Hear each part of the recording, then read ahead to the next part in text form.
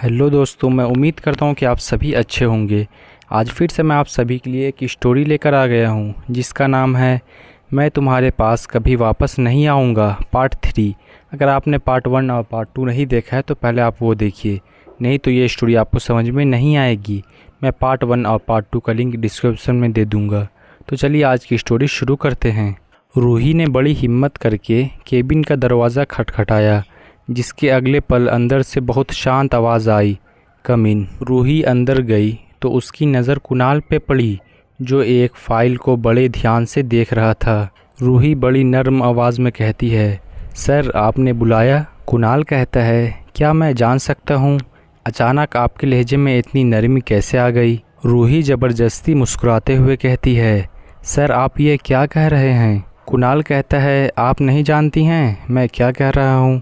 उसके बाद कुणाल ने वापस अपनी नज़र फाइल में टिका ली। उसके बाद बोलता है, मिस रूही खुराना, मशहूर बिजनेसमैन वैभव खुराना की एक लौती बेटी, राइट? रूही मन में सोचती है, कह तो ऐसे रहा है जैसे इसे कुछ मालूम ही नहीं था। वो वापस मुस्कुराते कहती है, यस सर। कुणाल कहता है, मुझे ज़रा एक बात बताइए, आप अपने डैड की कंपनी की CIO बन सकती थी, तो फिर इस कंपनी में एक मामूली एम्प्लॉय बनने की वजह क्या है? रूही कहती है, इसका जवाब ऑलरेडी मैं अपने इंटरव्यू में दे चुकी हूँ सर। कुणाल कहता है, सो व्हाट, दोबारा दे दो, और वैसे भी तुम्हारा इंटरव्यू मैंने थोड़ी लिया था। रूही को अब गुस्सा आने लगा था, पर किसी तरह उसने खुद को कंट्रोल किया। रूही कहती है, मैं अपने डैड की कंपनी ज्वाइन करने से पहले एक्सपीरियंस चाहती हूँ। कुणाल कहता है, तो तुम अपने डैड की कंपनी ही ज्वाइन कर सकती थी। रूही कहती है, कर तो सकती थी, पर वहाँ के स्टाफ चाकर भी मेरे साथ नॉर्मल व्यवहार नहीं कर पाते। वो मुझे चेयरमैन की बेटी जैसी ट्रीट करते, इसलिए मैंने डिसीज़न लिया था कि मैं कोई दूसरी कंपनी ज्वाइन करूँगी। कुणाल कहता है, तो फिर DS कंपनी ही क्यों, आप कोई दूसरी कंपनी भी ज्वाइन कर सकती थी। रूही कहती है, DS कंपनी इंडिया की नंबर 1 कंपनी है, कोई भी इंसान इस कंपनी में जॉब करना चाहता है। कुणाल फाइल को बंद करके कहता है, वेल आपसे बात करके अच्छा लगा मिस रूही, आज आपका पहला दिन है तो इसे एंजॉय कीजिए, पर कल से आपको अपनी कमर कसनी पड़ेगी। रूही कहती है, यू श्योर सर? कुणाल कहता है, okay you me leave now. Ruhi तो जैसे इसी इंतज़ार में थी कि वो कब वहाँ से जा सके, वो तुरंत कैबिन से बाहर चली जाती है। कुणाल जाती हुई रूही को घूरे जा रहा था। रूही अपनी सीट पर बैठकर गहरी गहरी सांसें लेती है और फिर अपना काम शुरू करती है। पहला दिन होने की वजह से रूही को आज ज़्यादा काम नहीं करना पड़ा। ऑफिस टाइम ओवर होते ही रूही फेरी कैफ़े के लिए निकल पड़ी। कैफ़े पहुंचते ही रूही की नज़र उस शख्स को ढूंढ रही थी, पर वो उसे कहीं नज़र नहीं आया।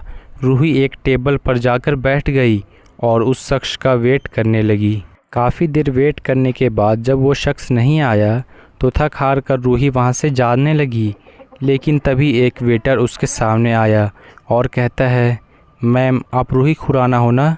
रूही कहती है, हाँ क्या काम है? वेटर कहता है, एक्चुअली मैम सुबह एक सर आए थे, उन्होंने मुझे आपकी फ़ोटो दिखाकर कहा था कि मैं आपको ये सब दे दूं। वो वेटर रूही को एक डायरी और एक लेटर देता है। रूही कहती है, ठीक है अब तुम जाओ। वेटर वहाँ से चला जाता है। उन्हें मेरा नाम कैसे पता चला और फ़ोटो कहाँ से मिली? रूही ने लेटर को खोला और उसे पढ़ने लगी। सॉरी रूही, दरअसल मुझे बिजनेस के सिलसिले में आउट ऑफ इंडिया जाना होगा और मुझे नहीं मालूम कि आने में कितने दिन लग जाएंगे, इसलिए ये डायरी दे रहा हूँ।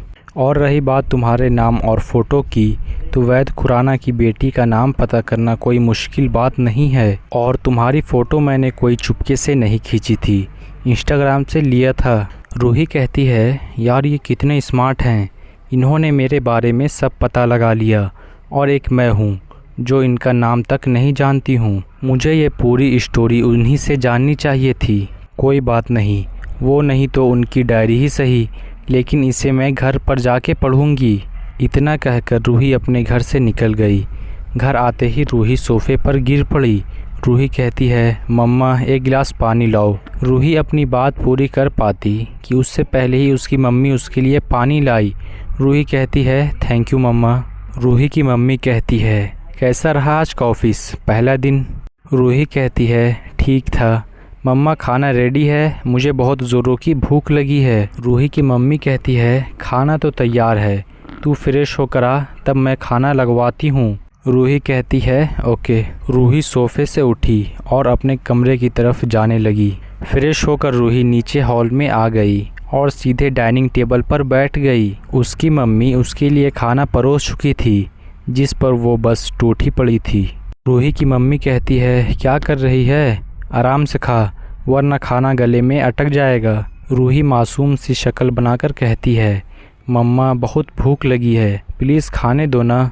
रूही की मम्मी कहती है मैं तुझे खाने से मना नहीं कर रही हूँ, मैं बस इतना कह रही हूँ कि आराम से खाओ। पर रूही ने अपनी मम्मी की बात पर बिल्कुल ध्यान नहीं दिया, बस खाती रही। खाना खाने के बाद रूही अपने रूम में गई और बिस्तर पर आराम से बैठ गई। तभी उसकी नज़र पास में टेबल पर रखी डायरी पर गई। उसने वो डायरी ली और उसे पढ़ना शुरू किया। लंच का टाइम होते ही सभी स्टूडेंट कैंटीन के लिए निकल पड़े। सिद्धार्थ वो भी अपना सामान समेट कर क्लास से बाहर जाने लगा, पर जाने से पहले उसने एक बार डिम्पल की तरफ देखा। डिम्पल अपने नोटबुक में कुछ नोट कर रही थी। सिद्धार्थ डिम्पल की तरफ बढ़ा। सिद्धार्थ कहता है डिम्पल तुम्हें भूख नहीं लगी है क्या? डिम्पल सिद्धार्थ की तरफ देखते हुए कहती है भूख तो लगी है, पर मैं जितने भी दिन एब्सेंट थी मुझे उन सब दिनों के नोट्स बनाने हैं और जिसके कॉपी उनसे बनाने हैं उसने मुझे आज ही का टाइम दिया है। डिम्पल ने अपनी बात पूरी की और वापस नोट बनाने में लग गई। सिद्धार्थ कहता है मेरे साथ आओ। डिम्पल कहती है कहाँ? सिद्धार्थ कहता है मैंने कहा ना मेरे साथ आओ। डिम्पल कहती है पर। सिद्धार्थ डिम्पल का हाथ खींचते हुए कहता है अरे आओ ना यार। सिद्धार्थ डिम्पल को लेकर अपने लॉकर के पास आया और उसमें से एक नोटबुक निकाला और डिम्पल को दे दिया। डिम्पल कहती है ये क्या है? डिम्पल ने नोटबुक खोल कर देखा तो उसमें नोट्स लिखे हुए हैं। सिद्धार्थ कहता है जो भी नोट्स तुम्हें चाहिए इसमें वो सब हैं और तुम जब चाहो तब मुझे लौटा सकती हो। डिम्पल खुश होकर कहती है आपने जो नोट्स बनाए हैं वो तो एकदम कमाल के हैं। सिद्धार्थ कहता है हाँ तो कॉलेज का टॉपर ऐसी ही थोड़ी हूँ मैं। डिम्पल हैरान होकर कहती है आप टॉपर हैं? सिद्धार्थ ने डिम्पल का हैरान से भरा चेहरा देखा तो उसे मन ही मन हंसी आ गई, फिर भी उसने अपने आप को सीरियस दिखाया। सिद्धार्थ कहता है क्यों मैं टॉपर नहीं हो सकता? क्या मैं शक्ल से इतना बेवकूफ़ लगता हूँ? डिम्पल ने सिद्धार्थ को सीरियस देखकर घबरा गई और मन ही मन में सोची कहीं उसने सिद्धार्थ को नाराज़ तो नहीं कर दिया। डिम्पल घबरा कर कहती है मेरे कहने का वो मतलब नहीं था। सिद्धार्थ हंसते हुए कहता है अरे तुम घबरा क्यों रही हो, मैं तो बस मजाक कर रहा था। सिद्धार्थ को हंसता देख डिम्पल को बहुत अच्छा लग रहा था। डिम्पल और सिद्धार्थ दोनों बातें कर रहे थे कि तभी कई स्टूडेंट कॉरिडोर से भागते हुए उनकी तरफ आ रहे थे। सिद्धार्थ की नज़रें उन लड़कों पर पड़ी जो उनके बहुत पास आ चुके थे। उसने डिम्पल को लॉकर से सटाकर खड़ा कर दिया और खुद उसके सामने खड़ा हो गया। डिम्पल की तो सांसें रुक गई थी सिद्धार्थ को अपने इतने पास देखकर। वो एक टक नज़रों से सिद्धार्थ को देखे जा रही थी, वहीं सिद्धार्थ का ध्यान उन लड़कों पर था। लेकिन जैसे ही उसने डिम्पल को देखा तो उसकी आंखों में खो सा गया। सिद्धार्थ को एक लड़के का धक्का लगा जिससे वो डिम्पल के और करीब हो गया, इतना करीब कि उनके होठों से कुछ इंच की दूरी ही होगी। सिद्धार्थ की गर्म सांसों को डिम्पल अपने चेहरे पर महसूस कर पा रही थी, जिससे उसकी आंखें अपने आप बंद हो गई। वहीं सिद्धार्थ की नज़रें डिम्पल के चेहरे पर बनी हुई थी। अचानक एक तेज़ आवाज़ आई। इतनी तेज़ आवाज़ सुन डिम्पल और सिद्धार्थ दोनों हड़बड़ा गए और उसकी तरफ देखने लगे जहाँ से वो आवाज़ आई थी। सामने श्वेता खड़ी थी जिसकी आंखों में गुस्सा साफ नजर आ रहा था। श्वेता को वहां देख सिद्धार्थ डिम्पल से दूर हो गया। श्वेता गुस्से में उनकी तरफ बढ़ने लगी और सिद्धार्थ को घूरते हुए डिम्पल का हाथ पकड़कर उसे वहां से ले गई। श्वेता डिम्पल को लेकर उनके घर पहुंची। श्वेता चिल्लाते हुए कहती है मैंने तुझे उस सिद्धार्थ से दूर रहने को कहा था ना, पर तूने तो कसम खा रखी है कि मेरी बात नहीं मानेगी। वो तुझे किस करने वाला था। डिम्पल श्वेता को शांत करने की कोशिश करते हुए कहती है श्वेता जैसा तू सोच रही है वैसा कुछ नहीं है, वो बस एक एक्सीडेंट था। श्वेता कहती है, जो भी हो, तू मुझे बस इतना बता कि मेरे मना करने के बाद भी तू उस सिद्धार्थ के साथ क्यों थी? मैंने कहा था ना, मुझे वो लड़का पसंद नहीं है। अब डिम्पल को भी गुस्सा आने लगा था कि श्वेता छोटी सी बात का बखेड़ा बना रही है। डिम्पल कहती है, तुझे तो ऐसी बहुत सारी चीज़ें पसंद नहीं है जो मुझे पसंद है। तुझे पेंटिंग पसंद नहीं है, लेकिन मुझे पसंद है। तू भगवान में नहीं मानती है, पर मैं मानती हूँ। तो तू क्या चाहती है, मैं भगवान को पूजना छोड़ दूँ या पेंटिंग बनाना छोड़ दूँ? श्वेता कहती है, डिम्पल, मेरे कहने के मतलब ये बिल्कुल नहीं था। डिम्पल कहती है, तो क्या मतलब है तेरा कहने का? हाँ, तूने किया था मुझे मना, दी थी अपनी कसम, दूर रहने को कहा था, लेकिन क्योंकि तुझे नहीं पसंद है सिद्धार्थ। चल ठीक है, नहीं करती हूँ मैं प्यार सिद्धार्थ से, लेकिन दोस्ती भी नहीं कर सकती। इस मुंबई शहर में तेरे अलावा मेरा कोई दोस्त नहीं है। अगर एक दोस्त बनाने चली गई तो तुझे पसंद नहीं आ रहा है? श्वेता कहती है, डिम्पल, मैं ये सब तेरे भले के लिए कहा था। डिम्पल कहती है, भला सच में, पर मुझे ऐसा लगता है कि तू मुझे कंट्रोल करना चाहती है। इससे बात मत कर, इसके साथ मत रह, यहाँ मत जा, वहाँ मत जा, सब कंट्रोल करना नहीं तो क्या है? श्वेता कहती है, डिम्पल श्वेता की पूरी बात सुने बगैर वहाँ से अपने रूम में चली गई। रात का वक्त था। जब डिम्पल रोज़ाना की तरह छत पर बैठी चांद को देख रही थी, तभी उसे महसूस हुआ कि कोई उसके बगल में आकर बैठ गया है। डिम्पल जानती थी ये श्वेता ही है। उसने एक बार भी श्वेता की तरफ नहीं देखा और उठकर वहाँ से जाने लगी। पर जब श्वेता की बात उसके कानों में गई तो उसके कदम रुक गए। श्वेता आसमान की तरफ देखते हुए कहती है, मेरी मम्मी का नाम दिव्या था। मेरी मम्मी अनाथ थी, कोई नहीं था उनका सिवाय एक मुंह बोले भाई के। वो भी तेरी तरह एक बड़े शहर में पढ़ने गई थी और वहाँ उन्हें एक लड़के से प्यार हो गया। डिम्पल की तरफ देखकर कहती है, वो मेरे पापा थे डिम्पल। डिम्पल श्वेता की बगल में बैठ गई। श्वेता कहती है, उन्होंने मेरे पापा के साथ ज़्यादा से ज़्यादा वक्त बिताया, हर मुमकिन कोशिश की जिससे पापा को भी उनसे प्यार हो जाए, और एक दिन उनकी मेहनत रंग लाई। वो दोनों साथ हो गए और खुश रहने लगे।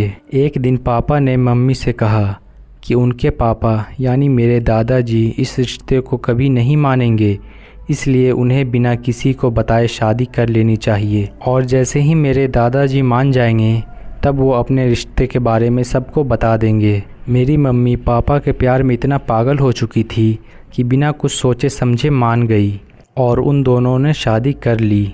वो दोनों इस छुपे हुए रिश्ते से ही खुश थे। शादी के 1 साल बाद मेरा जन्म हुआ। सब ठीक चल रहा था, लेकिन एक दिन जब मैं 6 साल की हो गई तब पता नहीं कैसे पर दादाजी को हमारे बारे में पता चल गया। मेरे दादाजी अपने शहर की बहुत मानचीन इंसान थे। वो बहुत ही सख्त स्वभाव के थे और उन्हें लव मैरिज बिल्कुल ही पसंद नहीं था। ऊपर से मेरी माँ का अनाथ होना भी उनके लिए घिन की बात थी। दादाजी को जब हमारे बारे में पता चला था, पापा मुझसे और मम्मी से मिलना आना बंद कर दिया। महीने बीत गए। जब मम्मी की चिंता बढ़ने लगी तो वो मुझे लेकर दादाजी के हवेली पहुंची। हम जब अंदर पहुंचे तो देखा वहां पर कई लोग आए हुए थे और सब एक दूसरे के साथ हंस हंस कर बातें कर रहे थे। ऐसा लग रहा था जैसे कोई जश्न मनाया जा रहा हो। मेरे पापा को देखा, वो भी बहुत खुश लग रहे थे। मैं पापा पापा कहते हुए दौड़कर उनके पास गई और उनके पैरों से लिपट गई। वहाँ मौजूद सभी लोग हैरानी से मुझे और पापा को देख रहे थे। फिर क्या था, सब बातें बनाने लगे। सबकी बातें सुन मेरे दादाजी गुस्से में आ गए और उन्होंने मेरा हाथ पकड़कर मुझे ज़मीन पर धक्का दे दिया। मेरी माँ तुरंत मेरे पास आई और मुझे संभालने लगी, पर पापा ने उन्हें ना तो कुछ कहा ना तो कुछ किया।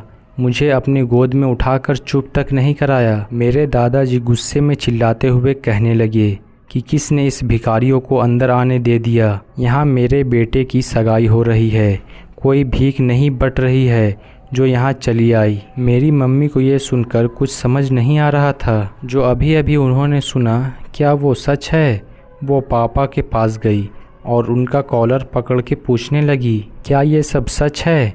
क्या अभी जो मेरे दादाजी ने कहा सच है? वो उनके साथ ऐसा कैसे कर सकते हैं? उनके होते हुए वो उनकी दूसरी लड़की के साथ शादी कैसे कर सकते हैं? तभी एक लड़की आई और मेरे पापा के बगल में खड़ी हो गई।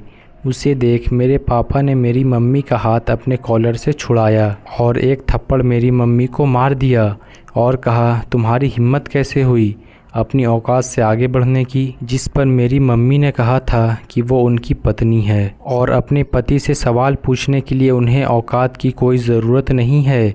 मेरे पापा ने क्या कहा जानती हो? डिम्पल ने कुछ नहीं कहा, वो बस श्वेता को देख रही थी। मेरी मम्मी की बात सुनकर मेरे पापा हंसने लगे और कहने लगे कि मैं उन्हें पत्नी नहीं मानता हूँ और उन्होंने मुझे भी बेटी मानने से इनकार कर दिया। उन्होंने कहा था कि मैं किसी दूसरे का पाप हूँ। उन्होंने कुछ पैसे अपने जेब से निकाले और मेरे मम्मी के मुंह पर मार दिया और कहा, ये उनके 7 साल की कीमत है। मेरी माँ ने आगे कुछ नहीं कहा और मुझे लेकर वहाँ से चली गई।